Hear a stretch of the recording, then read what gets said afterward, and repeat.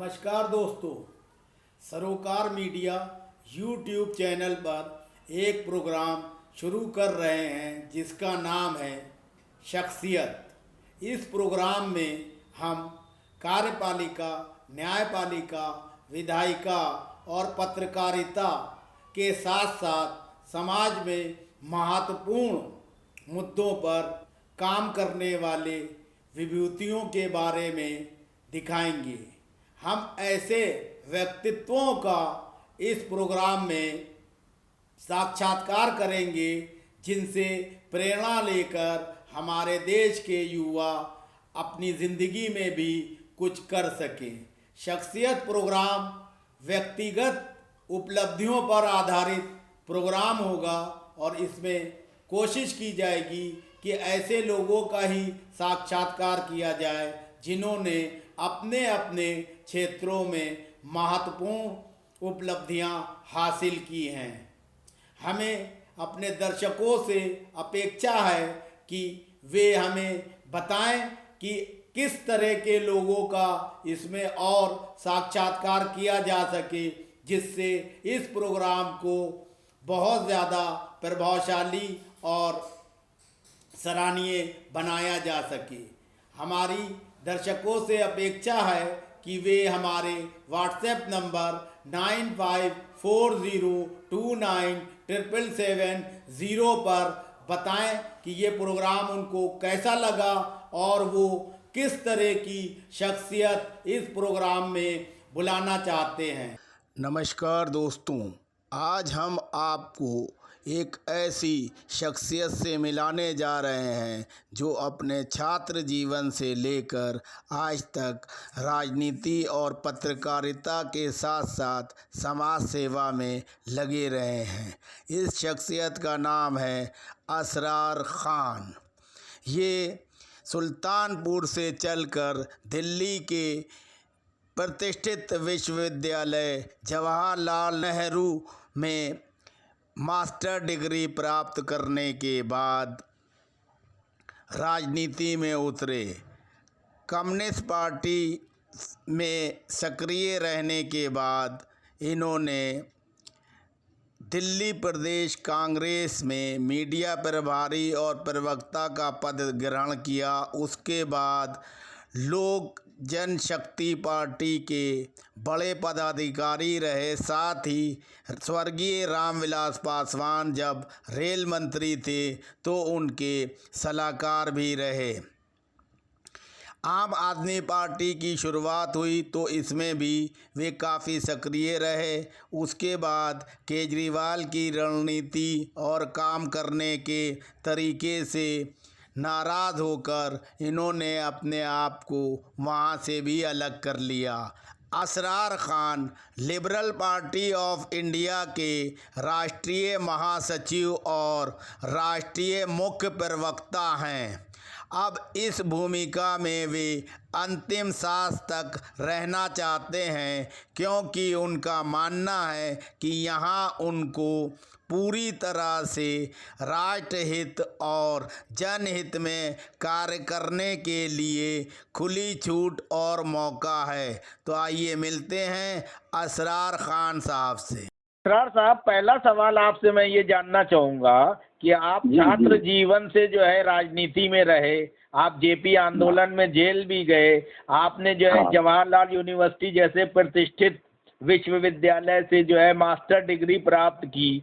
आप शुरू में कम्युनिस्ट पार्टी में मार्क्सवादी में रहे, उसके बाद आप जो है कांग्रेस में भी दिल्ली प्रदेश में प्रवक्ता जैसे महत्वपूर्ण पद पे रहे। रामविलास पासवान जी जब रेल मंत्री थे तो आप उनके मीडिया एडवाइज़र पूरी तरह से रहे और उनको गाइड किया। उनकी पार्टी में भी बड़े पद पे रहे।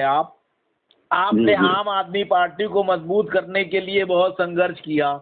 प्रोफेसर आनंद कुमार जब नॉर्थ ईस्ट से लड़े तो आपने दिन रात एक कर दिए। फिर उत्तराखंड के आपको प्रभारी बनाया गया सारी चीज़ों को देखने के लिए। उसके बावजूद भी आपका मोह भंग हो गया। इन पॉलिटिकल पार्टियों ने आपको वो सम्मान और वो पद नहीं दिया, वो जिम्मेदारी नहीं दी जिसके आप वास्तविक रूप में हकदार थे।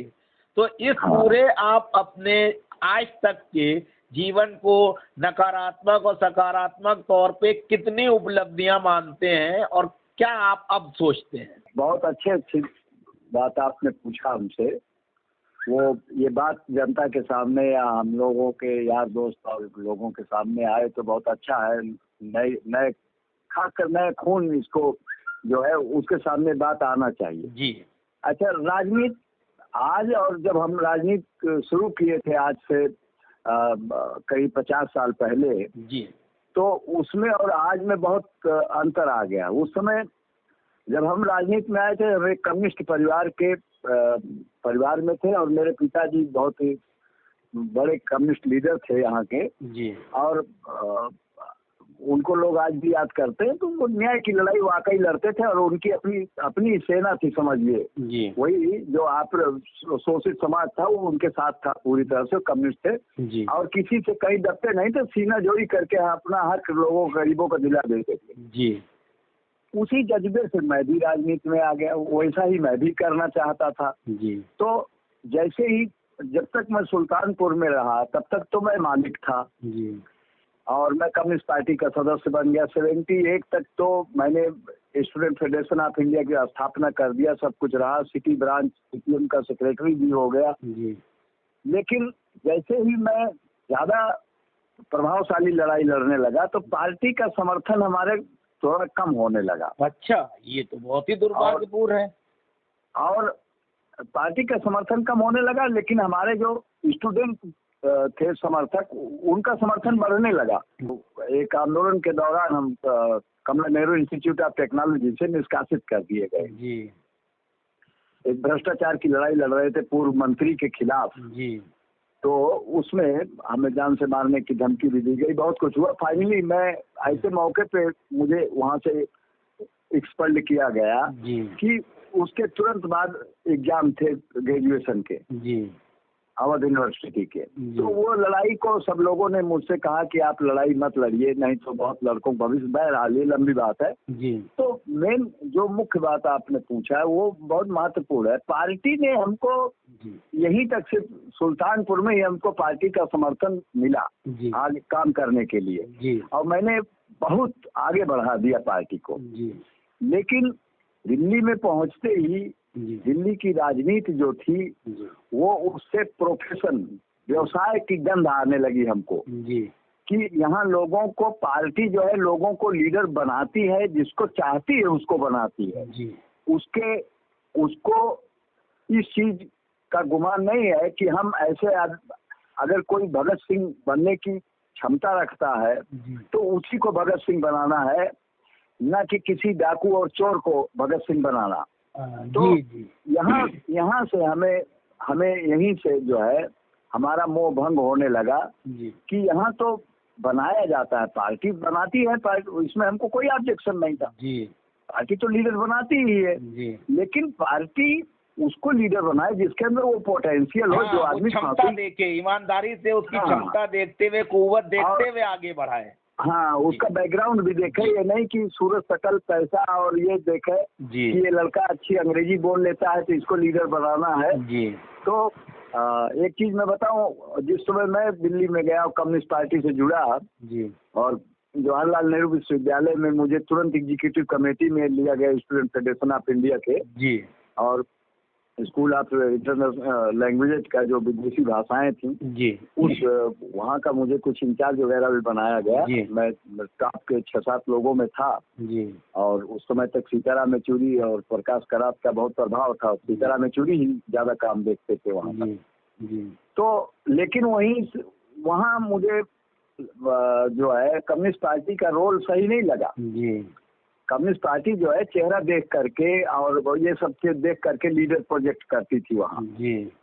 तो जो मैं सपना लेके गया था, इस देश में क्रांति होनी चाहिए, जो भगत सिंह और चंद्रशेखर आजाद और राजगुरु और अशफाकुल्लाह के जो सपने थे, या जो मार्क्स लेनिन स्टालिन ने जो सपने देखे मजदूरों के लिए, गरीबों के लिए, मेहनत कश जनता के लिए, वो सपने तो इस तरह से साकार नहीं हो सकते, क्योंकि ये लड़ाई तो ये तो उस ट्रैक पे जा ही नहीं रहे। हाँ, रेल के ट्रैक पर बैलगाड़ी नहीं चला सकते और बैलगाड़ी चलने वाली पे रेल नहीं चल सकती है। चूंकि कम्युनिस्ट विचारधारा जो मार्क्सवादी विचारधारा बहुत वैज्ञानिक विचारधारा है जी, तो इसको इस विचारधारा वाला आदमी बड़ी जल्दी लीकेज को पकड़ लेता है जी, तो बड़े बड़े लीकेज मुझे दिखाई देने लगे। तो मुझे लगा कि भारत में जो कम्युनिस्ट आंदोलन है वो ही सही नहीं है जी, और विचार तो बहुत अच्छे हैं, मैं आज भी उसकी विचार की कदर करता हूँ मार्क्सवाद लेनिनवाद की, लेकिन भारत की कम्युनिस्ट पार्टी ने भारत की समाज को समझा नहीं। जी, जो यहाँ जातियों में बटा हुआ समाज था, इसकी पीड़ा थी, जो कला थी, इसमें यूनिटी कैसे पैदा की जाए, किसान मजदूर को कैसे एक किया जाए, छात्रों को उनके साथ कैसे लाया जाए, इन चीजों का वो ठीक नहीं लगा। बहरहाल इसके बाद मैं कम्युनिस्ट पार्टी से वहीं जवाहरलाल नेहरू यूनिवर्सिटी में ही मैं निकल गया और उसके बाद मैं इंडिपेंडेंट एक्टिव रहा। मेरे सारी चीजें छपी हुई हैं। मैं कभी इनएक्टिव नहीं था, जब अकेला था तब भी लड़ता था। और उसके बाद जो है मैं 4 साल जेएनयू में रहा और वहाँ से एमए किया मैंने। और फिर मैं कम्युनिस्ट पार्टी में कोई सुधार मैंने नहीं देखा, लेकिन फिर भी ये था कि हम हमेशा दूसरे लोगों में तो बहुत ज्यादा कमियां थी, इसलिए मैं कम्युनिस्टों के ही क्लोज रहा। लेकिन मैं दोबारा कम्युनिस्ट पार्टी में नहीं गया। तो एक तो मुझे ये लगा कि कम्युनिस्ट पार्टी जो है, भारत की कम्युनिस्ट पार्टी जो है, सीपीएम खास तौर पर, वो किसी को ऐसे आदमी को लीडर नहीं बनने देना चाहती है जो क्रांति कर दे भारत में। अच्छा, हाँ, बिल्कुल साफ बात कर रहा हूँ, क्योंकि मैं क्रांति करने निकला था। मैं से मेरा तात्पर्य मैं नहीं है, मैं इंडिविजुअलिस्ट नहीं हूँ। हाँ, बिल्कुल समझ रहा हूँ। मैं से मेरा केवल इतना ही मतलब है कि मैं भगत सिंह की तरह जिगर रखता था। मैं फांसी तख्ते पर चढ़ने की ताकत मेरे अंदर वो क्षमता थी और मेरा बैकग्राउंड था और मेरे अंदर जज्बा था। तो मेरे जैसे आदमी को पार्टी को और मौका देना चाहिए था। पार्टी ने हमें वो मौका नहीं दिया। और मैंने जब देखा इर्द गिर्द तो बहुत लोगों को भी मौका नहीं दिया। उसने डीपी त्रिपाठी को मौका नहीं दिया, बाहर कर दिया, जो आदमी इंदिरा गांधी के खिलाफ सबसे पहले लड़े थे। और उस समय जेएनयू छात्र संघ के अध्यक्ष थे, जिस समय इमरजेंसी लगी, पहले आदमी थे जेल जाने वाले, उनको भी कम्युनिस्ट पार्टी ने। तो कम्युनिस्ट पार्टी ऊपर से चेहरे, चिकने चिकने चेहरे ढूंढना शुरू कर दिया, जो अच्छी लच्छेदार अंग्रेजी बोलते थे। हम छोटे देहाती बैकग्राउंड के थे, लेकिन हम भी अंग्रेजी मीडियम ही पढ़ रहे थे। हम कोई हिंदी मीडियम नहीं पढ़े जेएनयू में। हाँ, हम भी अंग्रेजी में ही सारी किताबें पढ़ के पास किए हैं, अंग्रेजी में ही लिखे हैं। लेकिन मेरे कहने का मतलब कि कम्युनिस्ट पार्टी जो थी वहाँ बनावटी कम्युनिस्ट पार्टी। तो यही चीज आगे भी, तो मैं मजबूर होकर के मैं पत्रकार बन गया। और जब मैं पत्रकार बना तो पत्रकार बनने के बाद तो मैंने पत्रकारिता बड़ी ईमानदारी से किया, तो उसमें भी हमें संघर्ष करना पड़ा। लेकिन इस बीच हमको रामविलास पासवान, मुलायम सिंह यादव, जॉर्ज फर्नांडीज या और कम्युनिस्ट पार्टी के लोग तो हमारे अपने ही थे जानने वाले से। हरकिशन सिंह सुरजीत हमको पर्सनली जानते थे। सुल्तानपुर में जब मैं कम्युनिस्ट पार्टी का जिले का कन्वीनर था एसएफआई के, तब वो आते थे, क्लास हमारा लिया था उन्होंने, हमको पढ़ाते थे वो।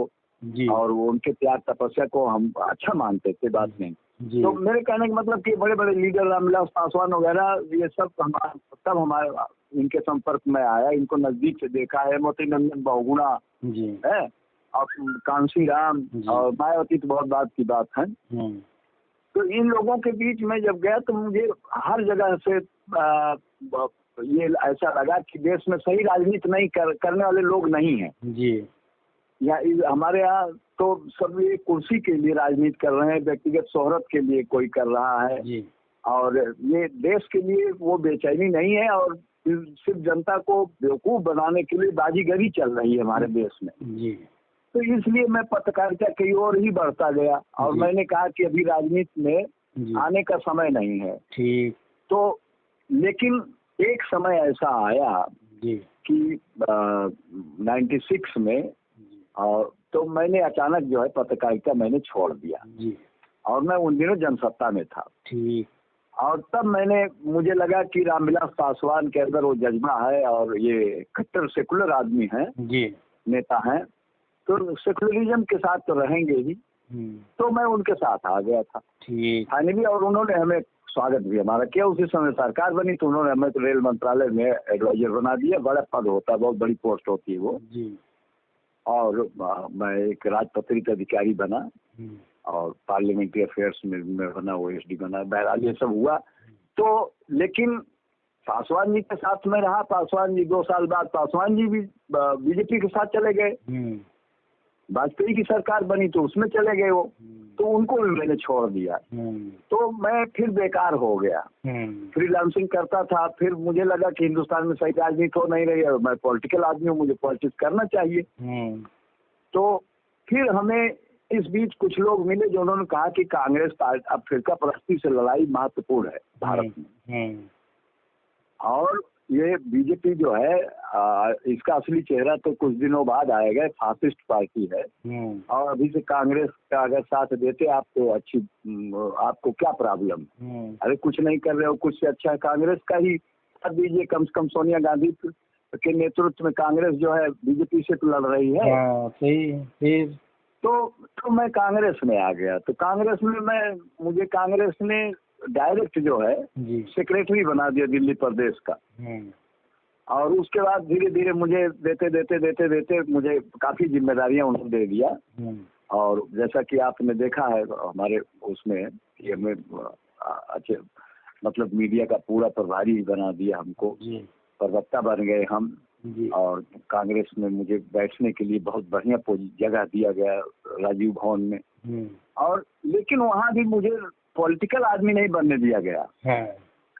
मुझे एक पत्रकार के तौर पर कि इनके अंदर पत्रकारी लिखने का शऊर है इनके अंदर। तो जो भी अध्यक्ष बने उस बीच में जितना दिन तक मैं रहा, तो जैसे राम बाबू शर्मा बने, जयप्रकाश अग्रवाल बने या चौधरी प्रेम सिंह बने, तो 3 लोगों के अध्यक्ष मैंने काम किया था। तो ये तीनों लोगों ने मुझे लीडर नहीं बनने दिया। अच्छा, मैं वो शऊर तो रास्ता चलते मैं काम कर सकता था मीडिया का।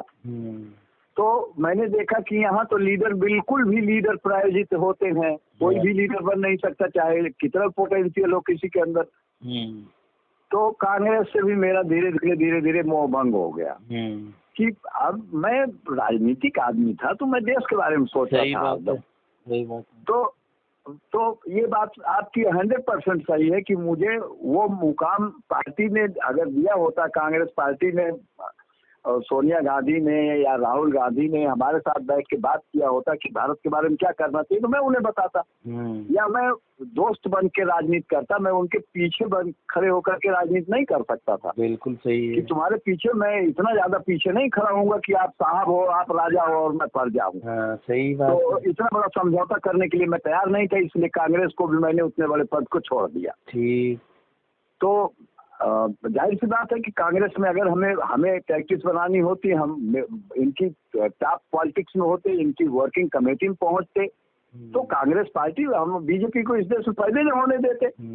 हमको इतना गुमान था कि हमको देश के बारे में मालूम। मैं गांव में पैदा हुआ हूँ, दिल्ली तक में मैं गांव से दिल्ली तक को मैं पैदल आ जाकर के देख चुका हूँ। मुझे रग रग से वाकिफ हूँ मैं इस देश के। तो लेकिन कांग्रेस तो बिल्कुल ही ऐसी पार्टी है जहाँ कोई योग्यता का मतलब नहीं। और उसको मैंने जाके वहाँ देख लिया। तो उसमें जो एक परिवार की बादशाहत है वो उस परिवार का। अच्छा, फिर उसके बाद अब कांग्रेस के बाद फिर अब आम आदमी पार्टी की कहानी नहीं। तो फिर मैं रामविलास पासवान चुनाव हार गए तो उनकी स्थिति बड़ी खराब हो गई जी। उनको सबने छोड़ दिया। फिर जब बीजेपी की सरकार चली गई तो कांग्रेस में आए, मंत्री बने और फिर उसके बाद वो कांग्रेस फिर हार गए। उसके बाद जब दोबारा वो हारे जी तो तब हमसे सब लोगों ने कहा पासवान जी की मदद कीजिए यार, आप कुछ करते नहीं। चलिए तो फिर पासवान जी, हमने कहा कि सर आप क्या लड़ाई लड़ना चाहते हैं? कह रहे हैं देखिए हम तो गरीब की लड़ाई लड़ेंगे। तो हमने कहा चलिए मैं आपका साथ दूंगा फिर। तो मैं पासवान जी के साथ फिर बना। फिर उन्होंने हमको मीडिया की पूरी जिम्मेदारी दिया और मैं नेशनल सेक्रेटरी बनाया अपनी पार्टी का। और हमेशा अपने बगल बैठाते थे, मुझसे विचार विमर्श करते थे, इसमें कोई दो राय नहीं। पासवान मुझसे विचार विमर्श बहुत करते थे। और कभी कभी पब्लिक होती थी तो बाद किचन में ले जा करके वहाँ अकेले में खड़े होकर मुझसे राय बात करते थे। और मैं उनके मतलब उनके हर जगह तक मैं जाने वाला था। उनकी माँ जब तक जीवित थी उनसे भी मेरा परिचय था, उनके पिताजी से, उनकी पत्नी से, मैं बहुत घरेलू संबंध मेरे हो गए थे जी। लेकिन वही था कि पासवान जी फिर जो है फिर पासवान जी फिर बीजेपी के चक्कर में आ गए। और जब बीजेपी के चक्कर में आ गए वो, तो फिर मैंने तुरंत सारा पद छोड़ दिया। और पद जब छोड़ दिया तो मेरे सामने एक ही ऑप्शन था कि आम आदमी पार्टी का उदय हो रहा था और बड़ी ईमानदारी के साथ हो रहा था जी। उसमें सबसे ज्यादा यह था कि प्रशांत भूषण और उनके बाप बेटे दोनों थे। इन लोगों की बड़ी प्रतिष्ठा थी भारत में जी। सबकी लड़ाई लड़ते हैं, भारत के बारे में तहे दिल से सोचते हैं जी। तो और प्रोफेसर आनंद कुमार हमारे सीनियर हुआ करते थे जेएनयू के, तो प्रोफेसर आनंद कुमार से मेरी बातचीत हुई तो उन्होंने कहा कि बाबू आ जाओ, अब मैं हूँ इस पार्टी में, आप पार्टी अच्छी है और इसमें काम किया जाए, देश के लिए कुछ कर सकता है, जज्बा है इसके अंदर। और तो मैं चला आया आम आदमी पार्टी में जी। अब आम आदमी पार्टी में आया तो उसको बहुत सारे लोग जानते हैं, उनमें मेरे करीबी दोस्तों में आप भी थे, आप भी थोड़ा बहुत जानते हैं। हमने तहे दिल से रात दिन एक कर दिया और उसके बाद तो जो कुछ हुआ आप जानते हैं। अब हम ये जानना चाहेंगे कि पूरे भारत की पॉलिटिक्स को, यहाँ के कल्चर को, यहाँ के इतिहास को, यहाँ के नेताओं को, यहाँ के राजनीतिक दलों को, यहाँ के उद्योगपतियों को, यहाँ के माफियाओं को, सभी को आप करीब करीब जानते हैं, अध्ययन किया है, क्योंकि आप नेता भी रहे हैं, पत्रकार भी रहे हैं, इसलिए सबसे आपका सरोकार रहा किसी न किसी तरह से। बिल्कुल। तो आप ये बताइए, तो आप हमें ये बताएं कि इस वक्त हमारे देश में पॉलिटिक्स में खास तौर से मुख्य 3, 4, 5 कौन से मुद्दे ऐसे हैं जिनको डाइल्यूट करके उनकी जगह जो है मजदूर, किसान, युवा, महिला और आम आदमी की बातों को स्थापित किया जाए। पहले वो बताइए जो 5 पॉइंट हटे और जो 5 मुद्दों पे लड़ाई हो। मेरी नज़र में इस समय जैसे 5 मुद्दे आपने कहा, ये एक तो ये कि हमारे देश में जुडिशरी जो है जी, जो न्यायपालिका है जी, इसमें सरकार का हस्तक्षेप किसी भी कीमत पर बंद करना चाहिए। बिल्कुल सही। और दूसरा ये है कि ये इस समय ये मैं इस आधार पे कह रहा हूँ कि गांव में किसी से आप बात करिए या शहर में बात कीजिए, लोग कहते जुडिशरी में विश्वास ही खत्म हो गए लोग। जी। एक इलाहाबाद हाई कोर्ट है जिसका रिस्पेक्ट थोड़ा बहुत बचा है। जी। सुप्रीम कोर्ट माने सरकार का पिट्ठू, और खासकर मोदी जी के आने के बाद से तो लोग इसको निरर्थक समझते हैं कि इसका कोई मतलब ही नहीं। बिल्कुल सही। दूसरा ये कि एजुकेशन, हमारे देश का जो एजुकेशन सिस्टम है जी, वो गांव के स्तर पर जब तक मॉडिफाइड नहीं होगा जी, वो गरीब तबका जो शोषित समाज है वो उठ ही नहीं सकता है। तो एजुकेशन में बहुत बड़े बदलाव की जरूरत है। हमें वेस्टर्न एजुकेशन को की नकल करनी चाहिए, अमेरिका की नकल करनी चाहिए, जर्मनी की नकल करनी चाहिए और रूस की नकल करनी चाहिए, क्योंकि अच्छी चीजों की नकल करने में कोई बुराई नहीं। हमारा देश जो है, हमारे देश के संविधान में 4 देशों का नकल किया गया, लेकिन इतना ज्यादा नकल भी नहीं करना चाहिए, किताब ही लेके लिखने लगे। सही। तो हमने इतना नकल किया कि सबका भर लिया, एक भी पूरा नहीं कर पा रहे हैं। सही सही। तो अच्छा, दूसरा ये है कि पंचायती राज जो है, इसने तो पूरे गांव को एक एक आदमी को भ्रष्ट बना दिया है। जी।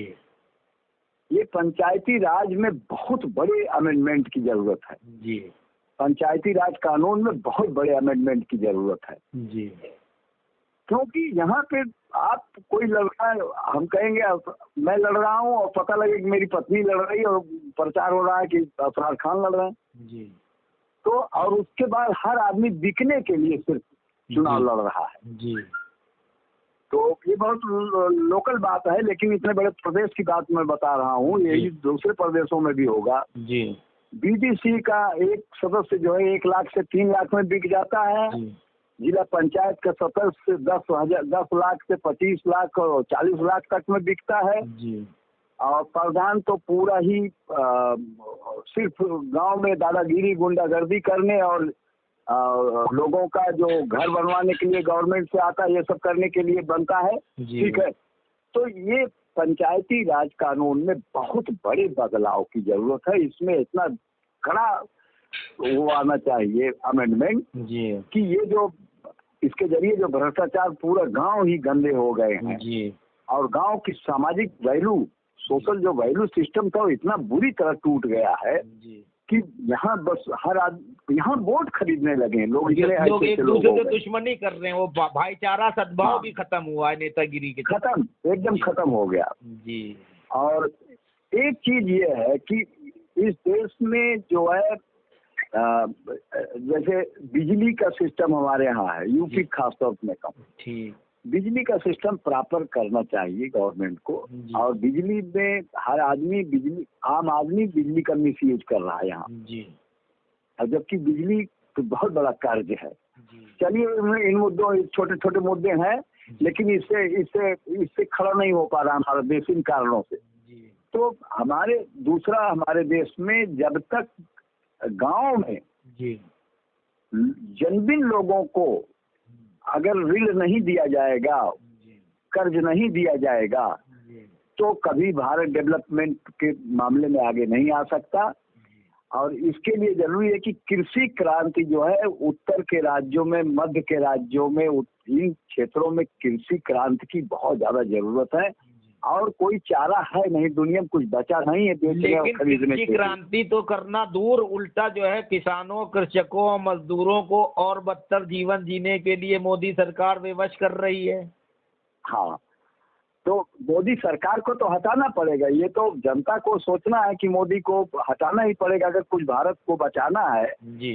तो अब तो एक ऐसा समय आने वाला है जल्दी अगले 2-3 महीने में जी कि देश को बचाना है तो मोदी को हटाना है, इस तरह का स्लोगन शुरू होने वाला है। अच्छा, एक चीज और बताइए, ये अभी जो 5 राज्यों के विधानसभा चुनाव हुए, इनके नतीजे जो आए हैं, इनको देख के आप जैसी सोच रखने वाले आदमी में कुछ उत्साह आया है? हाँ बिल्कुल बिल्कुल। जनता देखिए, अगर जैसे वामपंथ की लोग कद्र करते हैं जी, ठीक है जी। अब वामपंथ जहाँ इरेलीवेंट हो गया वहाँ लोगों ने वामपंथ को छोड़ दिया। जैसे बंगाल में वामपंथ को लोगों ने छोड़ दिया, ममता कोई वामपंथी भी जुड़ गए उसी के साथ जी है जी। लेकिन केरल में वामपंथ के पीछे लग गए जी है जी। केरल में बीजेपी तो साफ कर दिया, एकदम। जो एक सीट पिछली बार पाई थी वो भी नहीं पाई। इसका मतलब मतदाता जो है हमारे देश का बहुत जागरूक हो रहा है, बहुत समझदार हो रहा है कि किस आदमी को वोट देना है।